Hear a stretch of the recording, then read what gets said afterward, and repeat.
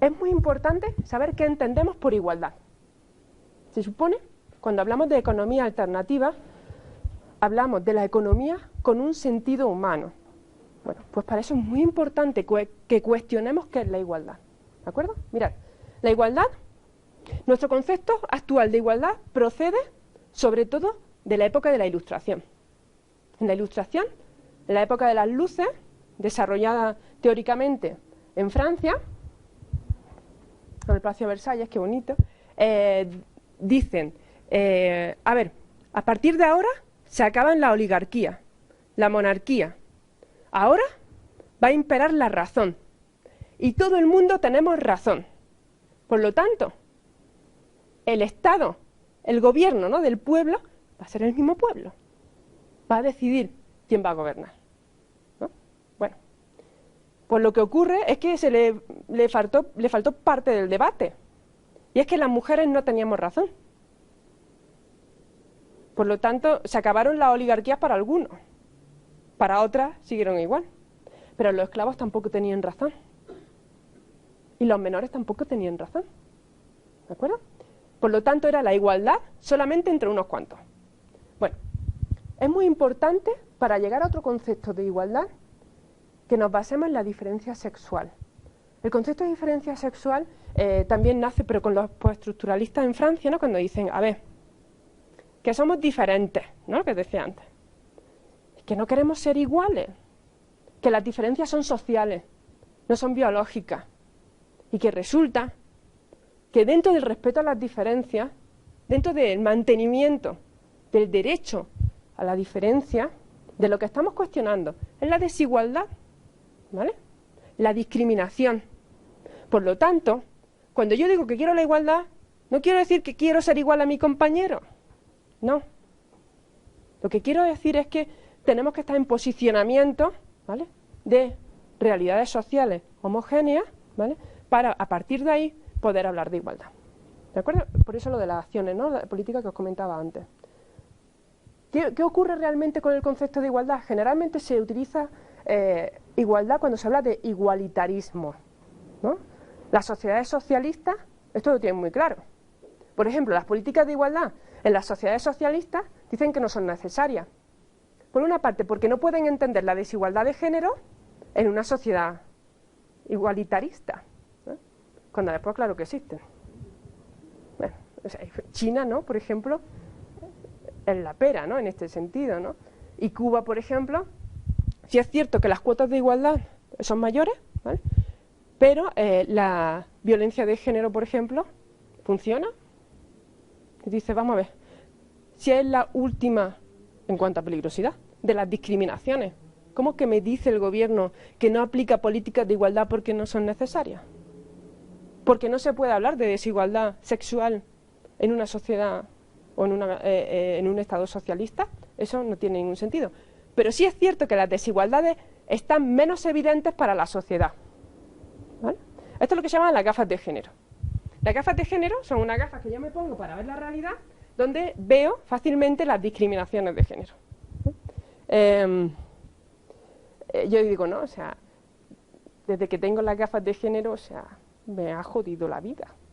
Porque las discriminaciones, o sea, hasta un punto en todo tipo, ¿no?, de acciones, en las relaciones más cercanas del ámbito privado y en cualquier acción, ¿no?, del ámbito público, ¿no? Y además, como el feminismo implica, ¿no?, un activismo, evidentemente no me quedo callada, ¿no?, ante esas discriminaciones. Bueno, no es igualdad que igualitarismo, ¿vale? Y el concepto de igualdad no lo podemos despegar del concepto de diferencia y del respeto a la diferencia y a la diversidad.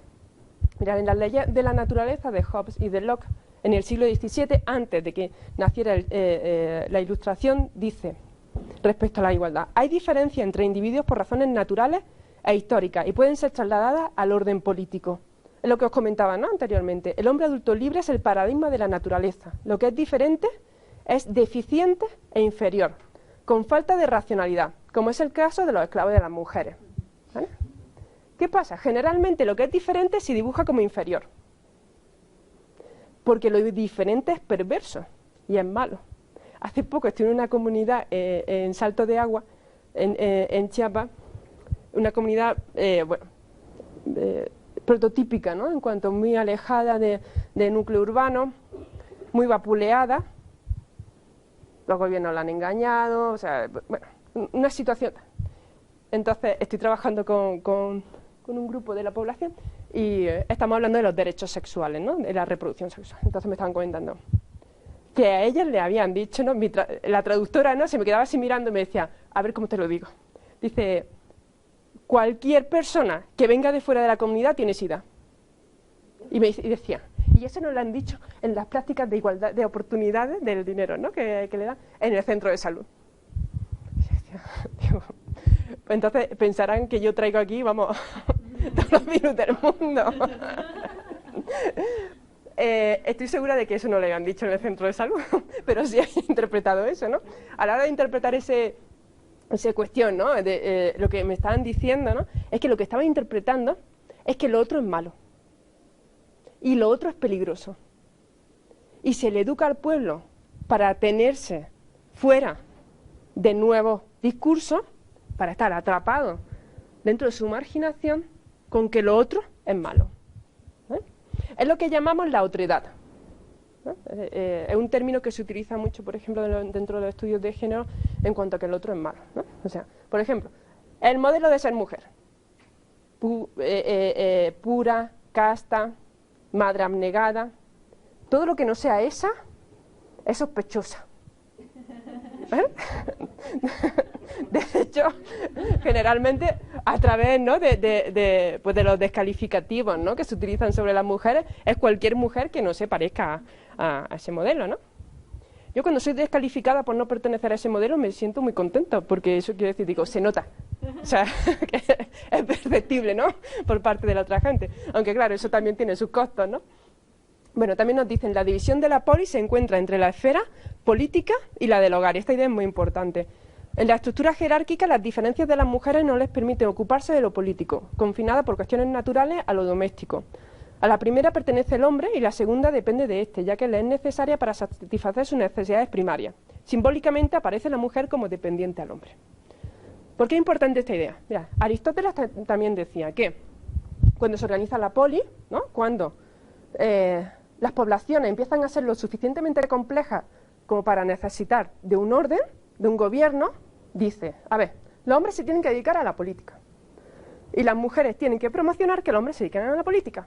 ¿Cómo? Teniendo cubiertas sus necesidades, ¿vale? Sus necesidades sexuales, sus necesidades de alimentos, sus necesidades de vestido, ¿sí? Porque son los que van a estar ahí, ¿de acuerdo? Y las mujeres van a estar en la casa.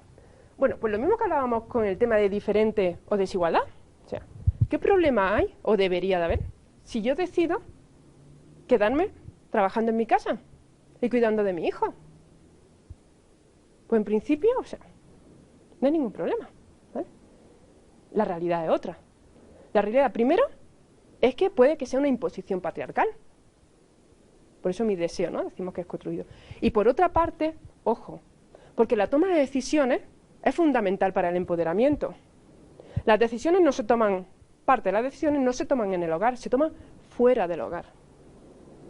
Lo que me va a dar autonomía no está en mi casa, está fuera de mi casa, ¿vale? Por eso se dice que se promociona que las mujeres no participen en el ámbito público, ¿de acuerdo? Aunque esto también puede ser muy cuestionado. De hecho, lo vamos a cuestionar ahora, ¿vale? Cuando hablemos de empoderamiento. Lo que venimos a decir, ¿no?, es que el problema real de la dicotomía público-privado es que coloca a una de las partes en una situación de jerarquía respecto a la otra parte que está en una situación de opresión, ¿vale? Eso en principio, ¿vale? También lo vamos a cuestionar, ¿vale? Pero en principio ese es el problema, ¿vale? Por eso, generalmente, Simone de Beauvoir, ¿le suena? Esposa de Sartre. Bueno, ella fue la primera feminista moderna que escribió sobre el tema. Escribió El segundo sexo, en 1845. Ella decía que las mujeres, cuando se incorporen al ámbito público a través del mercado, la sociedad va a ser más igualitaria. Pobrecilla, ¿eh? Se equivocó de todas. Porque no ha sido así. Las mujeres no hemos incorporado al mercado laboral, ¿vale? Y no se ha producido esa revolución sexual, ¿vale?, de la que ella hablaba.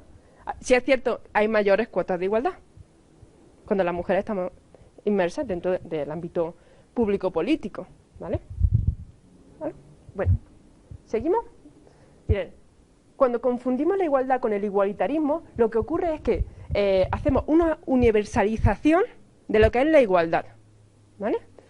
Esa universalización lo que hace es excluir a algunos de los grupos, ¿vale? Por ejemplo, dentro de discursos más posicionados, ¿no?, en la derecha, ¿no?, ellos dicen, a ver, si las mujeres no han llegado es porque no quieren, porque pueden, porque las oportunidades están para hombres y para mujeres. A nadie se le prohíbe ir a estudiar a la universidad. A nadie se le prohíbe, por el hecho de ser mujer, formar parte del mercado laboral. Este es su posicionamiento, ¿no? Tú dices, claro, y es porque somos tontas el hecho de que no queremos estar ahí, ¿no? O sea, algo pasará cuando eso no se produce, ¿no?, realmente. Porque las mujeres somos dibujadas desde el no poder, pero mujeres no solamente desde ellos, o desde el modelo masculino, sino también desde nosotras, ¿sí? Ahora, por ejemplo, estoy llevando a cabo un proyecto de prevención de violencia de género en el noviazgo, en San Cristóbal de las Casas, en Chiapas, a través de mi universidad, y resulta que hablamos del abuso sexual, que es muy importante, ¿no?, en la juventud, ¿no? Y yo le cuestiono a ella, claro, porque ellos dicen, mira, es que yo como soy hombre, ¿no?, porque dentro de los roles también están los deseos sexuales, ¿no? Entonces, el hombre tiene que mostrar siempre una actitud proactiva a la sexualidad y la mujer es pasiva, ¿no? Digo, entonces, ellos dicen, es que yo como soy hombre necesito tener relaciones sexuales. Y si no las tengo contigo, las voy a tener con otra, ¿no? En principio se puede ver como una situación de chantaje, ¿no? Aunque yo le cuestiono a ella, muchas veces no es necesario ni que ellos abran la boca. Por ejemplo, a la hora de negociar el uso del preservativo cuando se tienen relaciones sexuales. Evidentemente, no le va a pedir a él que se ponga el preservativo, porque entonces él va a pensar que ella no está lo suficientemente enamorada de él. Porque el amor significa entregarlo todo. Incluso nuestra salud y nuestro cuerpo. ¿De acuerdo? Entonces, cuando hablamos de las posibilidades de acceso, ¿no?, o si no llega es porque no quiere, tenemos que entrar en cuestionamientos culturales. ¿De acuerdo? Con esto también parece, ¿no?, que todo el mundo tenemos que desear lo mismo. De hecho, cuestionamos mucho, ¿no?, en España el modelo de políticas de igualdad. Ojo, las políticas de igualdad están diseñadas para ser un modelo masculino. Nos promocionan el empleo o el autoempleo para ser llevado a cabo bajo cierto tipo de sujeto. Ustedes fíjense, una mujer que tenga hijos en el mercado laboral es una madre trabajadora. Un hombre que tenga hijos o que no tenga hijos en el mercado laboral es un hombre trabajador. Bueno, pues esto, por ejemplo, quiere decir mucho, ¿no?, a la hora de promocionar el acceso y algo muy importante a la hora de diseñar las políticas de igualdad. Resulta que si yo quiero tener una vida exitosa, tengo dos posibilidades.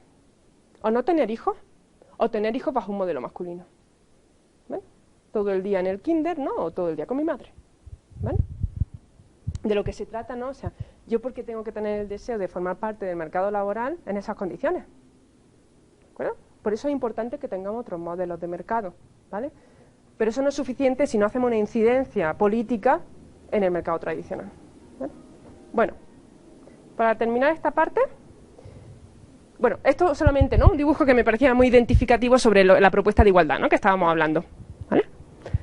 La igualdad no significa justicia, ¿vale? Y esto puede ser la igualdad, ¿no? Y esto es justicia, ¿vale? Lo que decíamos antes, ante situaciones desiguales, efectivamente, ¿vale? Porque lo que se hace con ese modelo de igualdad, ¿no?, que procede de la Ilustración, es fomentar las desigualdades, ¿vale?, a través de discriminaciones, ¿vale? Bueno, únicamente, y terminamos esta parte, un juego de palabras, ¿vale? ¿Se ve? ¿Tengo esto aquí?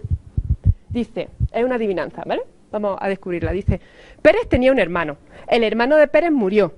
Sin embargo, el hombre que murió nunca tuvo un hermano.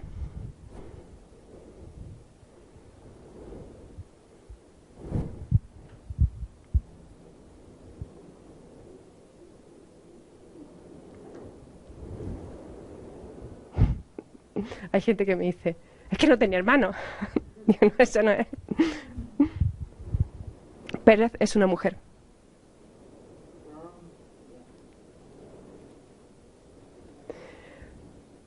Este es el ejemplo de que nuestro imaginario es masculino, el de hombres y el de mujeres. A la hora de diseñar proyectos y a la hora de diseñar políticas públicas, es muy importante que tengamos esto en cuenta, que nuestro imaginario es masculino. Masculino también tiene un componente de clase y de raza. ¿Vale? Y para eso ahora, por ejemplo, vamos a hacer un descanso y vamos a la parte de metodología para evitar esto. ¿Vale? A la parte de